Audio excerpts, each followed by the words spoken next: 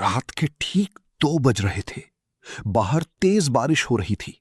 बिजली की चमक आसमान को बार बार चीर रही थी। पूरे शहर में अजीब सा सन्नाटा पसरा हुआ था। लेकिन उसी सन्नाटे के बीच एक अस्पताल के कमरे से अचानक किसी आदमी की दर्द भरी चीख सुनाई दी। बचाओ मुझे, मेरे पेट में कुछ हिल रहा है। डॉक्टर घबरा गए।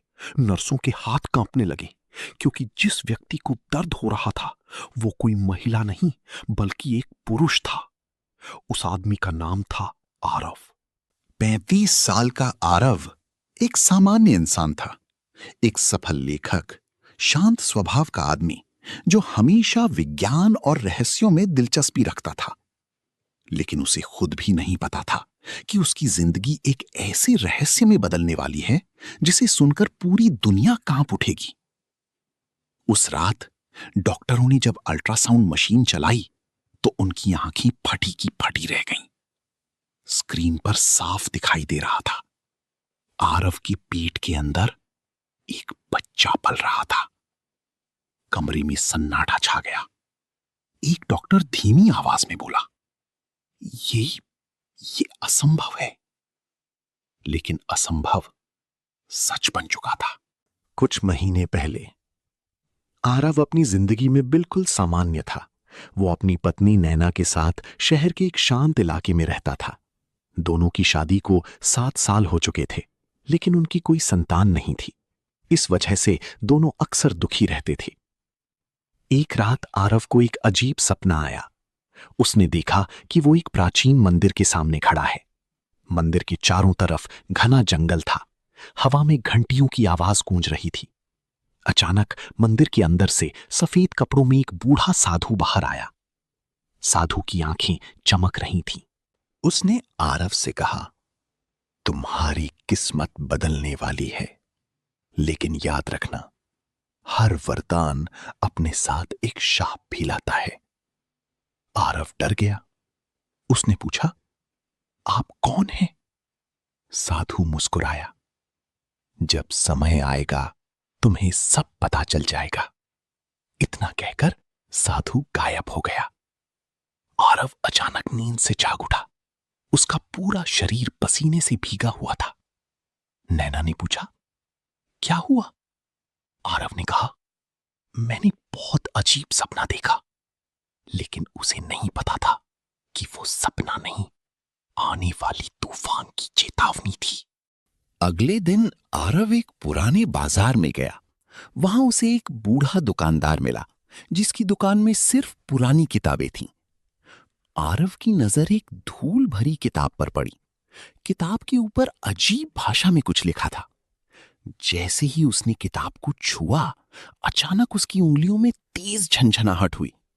दुकानदार घबरा गया। इस किताब को मत छूना। आरव ने पूछा, क्यों? दुकानदार बोला, ये किताब श्रापित है। जिसने भी इसे खोला उसकी जिंदगी हमेशा के लिए बदल गई।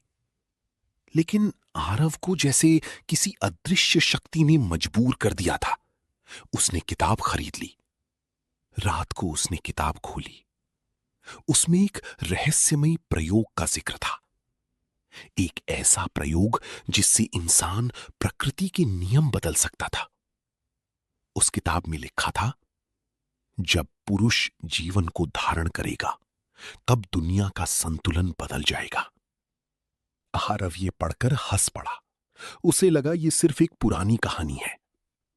लेकिन उसी रात उसके पेट में हल्का दर्द शुरू हुआ। दिन गुजरते गए। आरव का शरीर धीरे धीरे बदलने लगा। उसे अजीब कमजोरी महसूस होने लगी। सुबह सुबह उल्टियां होने लगीं। खाने की आदतें बदल गईं। एक दिन नैना ने मजाक में कहा, तुम्हारे लक्षण तो गर्भवती औरत जैसे लग रहे हैं। दोनों हंस पड़े। लेकिन आरव के चेहरे पर डर साफ दिखाई दे रहा था। उसे महसूस हो रहा था कि उसके शरीर में कुछ असामान्य हो रहा है। कुछ दिनों बाद उसका पेट हल्का बाहर निकलने लगा। डॉक्टर भी हैरान थे। सभी टेस्ट सामान्य आ रहे थे, लेकिन दर्द बढ़ता जा रहा था। एक रात अचानक आरव बेहोश होकर गिर पड़ा। उसे तुरंत अस्पताल ले जाया गया और वहीं सामने आया वो सच जिसने पूरी दुनिया को हिला दिया। अस्पताल के कमरे में डॉक्टरों की टीम खड़ी थी। स्क्रीन पर जो दिखाई दे रहा था उसे देखकर हर कोई कांप उठा। आरव के पेट के अंदर सचमुच एक भ्रूण मौजूद था। एक डॉक्टर बोला, ये मेडिकल साइंस के खिलाफ है। दूसरा डॉक्टर बोला, लेकिन स्क्रीन झूठ नहीं बोलती। नैना रोने लगी, ये कैसे हो सकता है? कोई जवाब नहीं था। अचानक मशीन अपने आप बंद हो गई। कमरे की लाइट्स झपकने लगी और तभी कमरे में वही आवाज गूंजी जो आरव ने सपने में सुनी थी। समय आ गया है। सभी डर गए, लेकिन ये सिर्फ शुरुआत थी। कुछ दिनों बाद एक रहस्यमयी आदमी अस्पताल पहुंचा। उसने खुद को डॉक्टर विराज बताया। उसने कहा, आरव के साथ जो हो रहा है वो कोई चमत्कार नहीं, ये एक गुप्त प्रयोग का परिणाम है। सभी चौंक गए। डॉक्टर विराज ने बताया कि कई साल पहले वैज्ञानिकों ने एक ऐसा प्रयोग शुरू किया था जिससे इंसानी शरीर को बदलकर किसी भी व्यक्ति में जीवन विकसित किया जा सके। लेकिन वो प्रयोग असफल घोषित कर दिया गया, क्योंकि जिन लोगों पर परीक्षण हुआ वे रहस्यमयी तरीके से गायब हो गए। आरव ने कांपती आवाज में पूछा, लेकिन मेरा इससे क्या संबंध है? डॉक्टर विराज ने उसकी तरफ देखा, क्योंकि तुम उन वैज्ञानिकों के आखिरी प्रयोग हो। ये सुनते ही आरव के पैरों तले जमीन खिसक गई। आरव ने वो पुरानी किताब डॉक्टर विराज को दिखाई। किताब देखते ही विराज का चेहरा पीला पड़ गया। ये किताब तुम्हें कहां मिली? आरव बोला, पुराने बाजार से। विराज ने कहा, यह कोई साधारण किताब नहीं, इसमें उस प्रयोग की पूरी जानकारी छिपी है। किताब के आखिरी पन्ने पर एक चिन्ह बना था। वही चिन्ह आरव के पेट पर भी उभर आया था। अब डर और बढ़ चुका था, क्योंकि इसका मतलब था प्रयोग अभी खत्म नहीं हुआ था। धीरे धीरे ये खबर मीडिया तक पहुंच गई। पूरी दुनिया में हड़कंप मच गया। टीवी चैनल चिल्ला रहे थे, एक पुरुष बना गर्भवती। कुछ लोग इसे भगवान का चमत्कार बता रहे थे, कुछ लोग इसे विज्ञान का खतरा कह रहे थे। सोशल मीडिया पर लाखों लोग बहस करने लगे, लेकिन किसी को नहीं पता था कि असली खतरा अभी सामने आना बाकी था। एक रात आरव अचानक दर्द से तड़पने लगा। उसके पेट के अंदर कुछ तेजी से हिल रहा था। डॉक्टरों ने जांच की और जो दिखा उसे देखकर उनकी सांसें रुक गईं। भ्रूण सामान्य इंसानी बच्चे जैसा नहीं था। उसकी धड़कन असामान्य थी।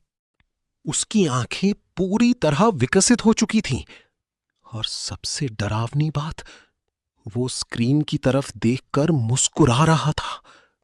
कमरे में मौजूद सभी लोग डर से कांप उठे। डॉक्टर विराज ने आखिरकार पूरा सच बताया।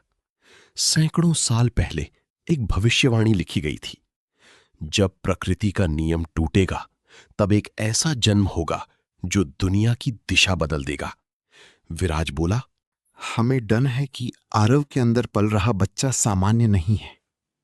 नैना रोने लगी, तो फिर ये क्या है?